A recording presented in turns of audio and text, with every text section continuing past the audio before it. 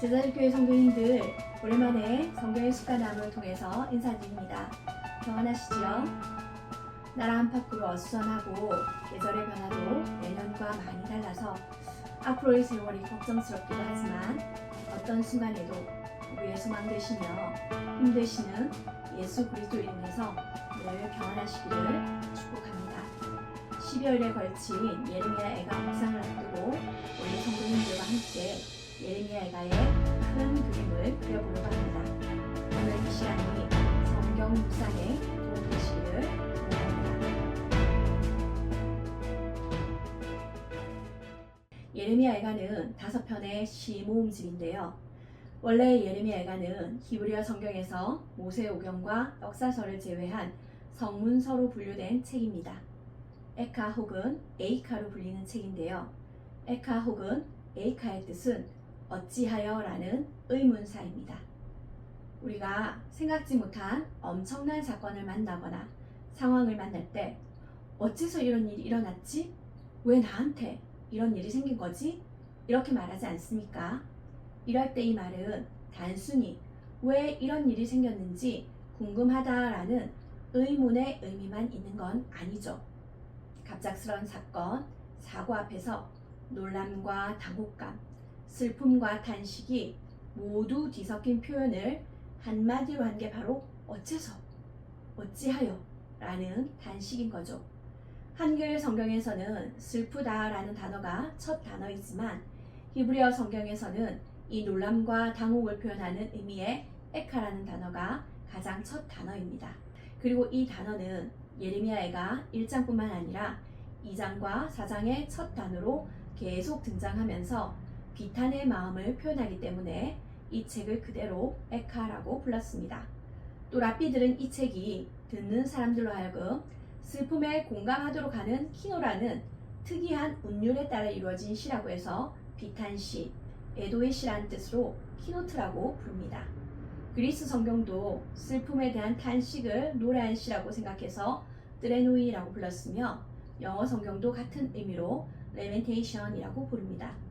그러면 왜 한글 성경은 예레미야 애가라고 부를까요? 히브리어 성경이 헬라어로 번역된 번역본을 70인역이라고 하는데요. 이 70인역 번역본의 첫 장 첫 절은 이스라엘이 사로잡혀가고 예레미야가 예루살렘의 황폐함을 보고 앉아 울면서 슬픈 노래를 불렀다고 시작합니다. 그 이유로 해서 70인역 번역을 따르는 기독교 정경에서 애가를 예레미야서 다음에 위치시켰고 한글 성경은 애가를 예레미야 애가로 부르고 있습니다. 예레미야 애가에서는 애가의 저자나 저작 연대를 직접 언급하고 있지는 않습니다.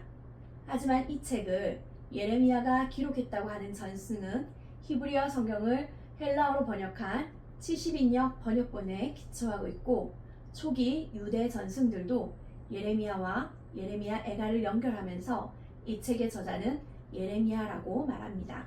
그러면 이 애가를 예레미야가 기록한 것이라고 보는 이유는 무엇일까요? 3가지 정도로 살펴볼 수 있는데요.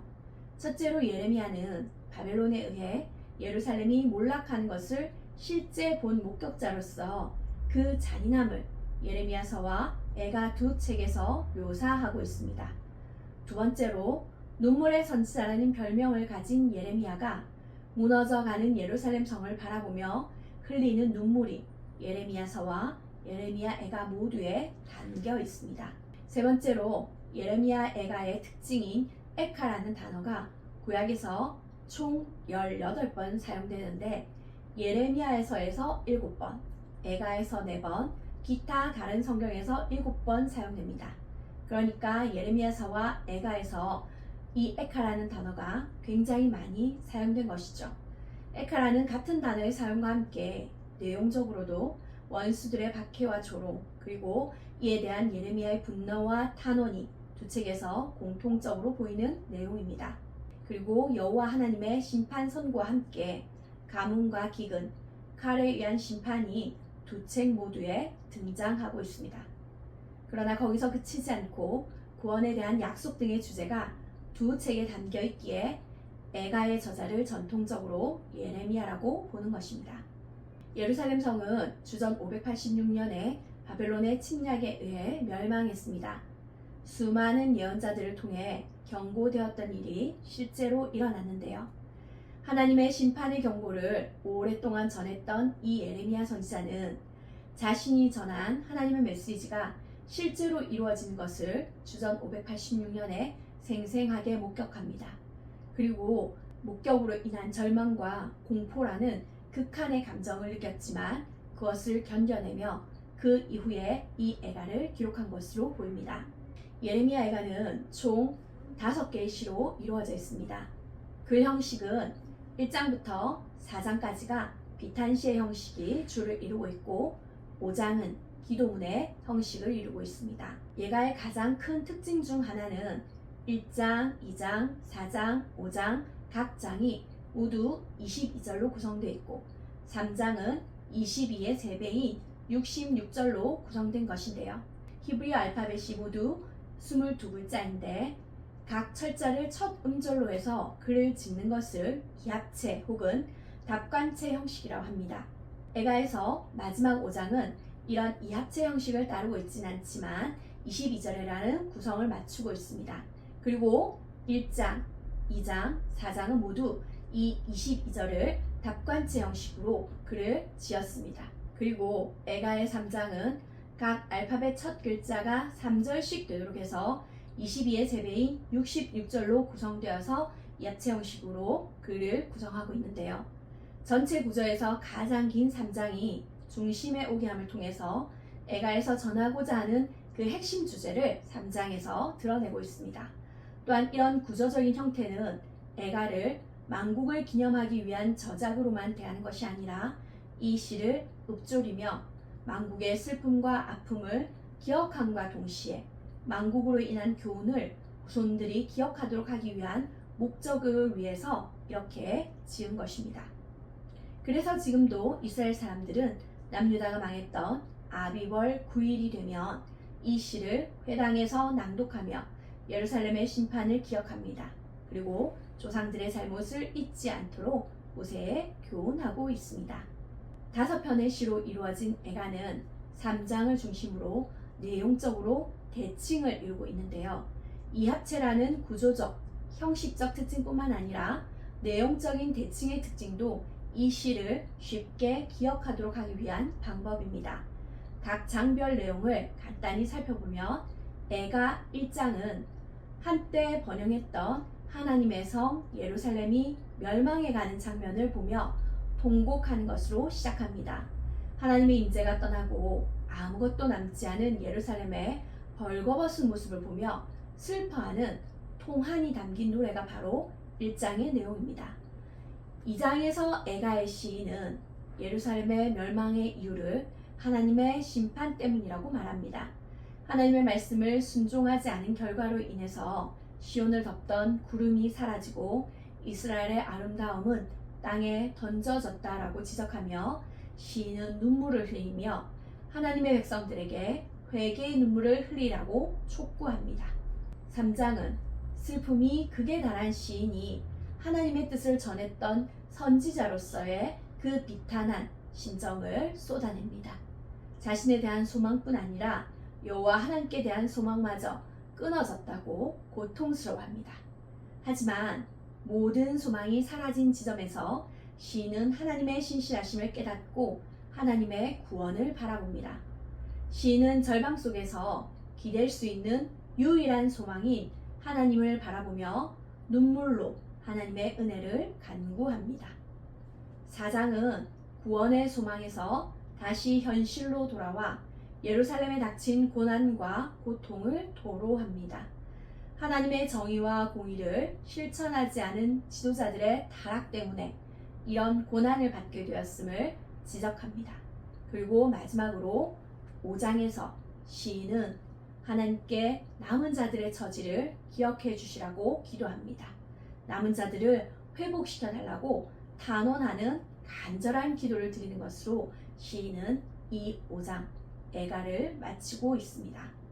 애가는 신명기 28장에서 모세에 의해서 예언된 불순종의 결과로 인한 심판이 이루어진 상황을 단식을 통해 전달합니다.